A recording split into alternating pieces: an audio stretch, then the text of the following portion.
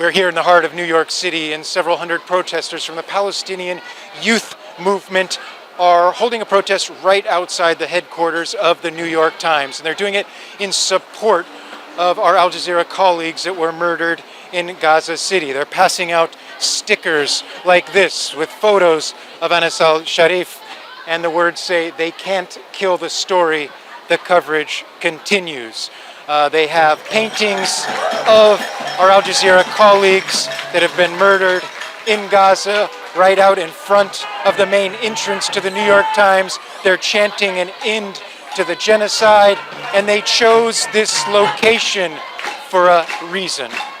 We're here today because this week Anas al-Sharif, the journalist, along with several of his colleagues, were murdered in an Israeli airstrike. And we're here up front of the New York Times because of the role that legacy media institutions like the Times have played in running cover for Israel's genocide. We know these media institutions have the ear of the powerful. We know that they have a role to play in building the political will to end the genocide, to end the starvation campaign, and thus far they've refused to do so. So we are here to say that they have the blood of Anas and all of the other over 200 Palestinian journalists who have been murdered by Israel in the course of this genocide on their hands, and that it's unacceptable.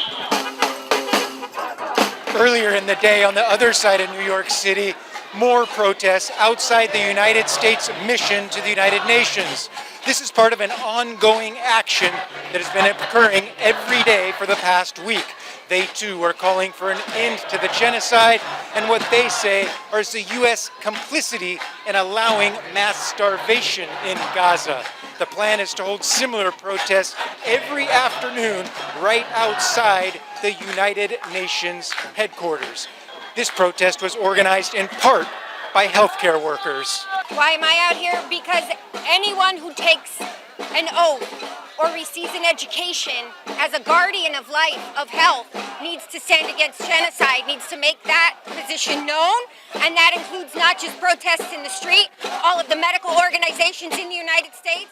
On Saturday, we're expecting another protest here in New York City. They're calling it the Mass March for Humanity, where organizers say they are hoping tens of thousands of people will take to the streets, calling for an end to the genocide and support of journalists in Gaza.